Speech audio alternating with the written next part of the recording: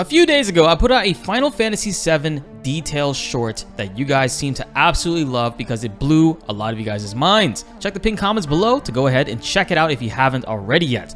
But in this video, I want to go a bit deeper with it because there's only so much you can fit into a 60-second short. And a lot of you guys in that short's comment section had a lot to say, which I do want to chime in on.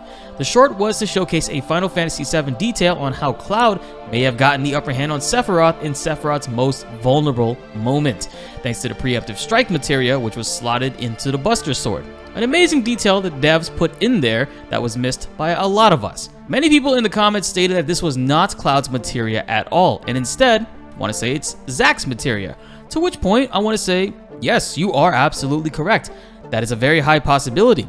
But even so, the preemptive strike materia is slotted into the Buster Sword. So with Cloud using said Buster Sword, which is Zack's, and it had the preemptive materia slotted in it, this means it benefited Cloud since he was wielding it with it slotted inside. So either way, Cloud wielded a Buster Sword with the preemptive materia slotted inside of it. I also mentioned that due to game logic, this makes sense with how Cloud was able to sneak up behind Sephiroth. However, many of you guys also stated that if we are to use game logic, then how could a weak Cloud deal 3200 damage to Sephiroth in one shot from behind? Which, yes, I may have chosen my words poorly. I meant game logic in the sense of how materia functions, because as we know in canon, levels and HP don't function together with the story. I mean, we see the party take multiple big hits from enemies. Sephiroth has an attack that explodes the entire universe into the party, but doesn't kill them because it's a video game, right? Yet Aerith dies from one strike from Sephiroth,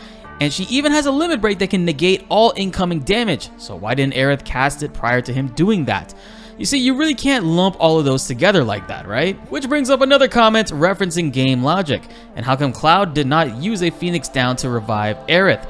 Well, items themselves are not canon in any way. That's why there is a separate key items tab in the menu, which are filled with items that affect the progression and are referenced many times in the story. Items such as elixirs and hero drinks are not canon. Otherwise, the party could have just W item to create 99 hero drinks and steamroll everything. Before we get into the final point I want to make, please hit that like button and subscribe to the channel. It really helps support us a lot and goes a long way in growing the community. Comment below if you have any other interesting facts or any other questions.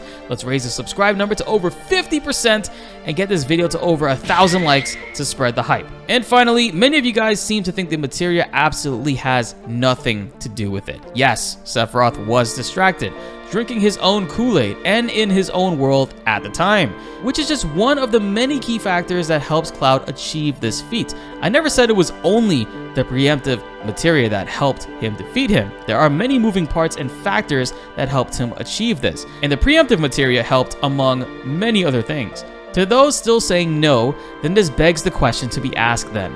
Out of all the materia choices that could be in the Buster Sword at that time, why would the developers have one lowly solo preemptive materia out of all the other possibilities in the game?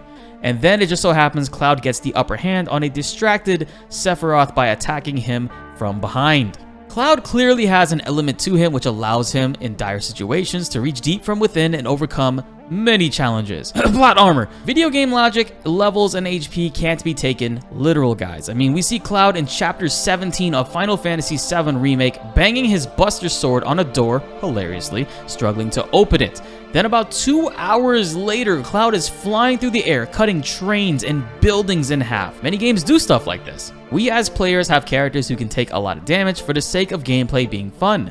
Freaking Call of Duty lets you tank 10 bullets to the face sometimes, and then you go around the corner, breathe for 5 seconds, and you're back to full health. Video game logic is one thing, but you can't expect it all to be consistent, because then it would take a lot of the fun out of it, right? If you by any chance are still a naysayer to this, please comment below and let's get a discussion going. Be sure to like the video if you enjoyed and subscribe if you are new. More Final Fantasy videos are on the way and you won't want to miss them.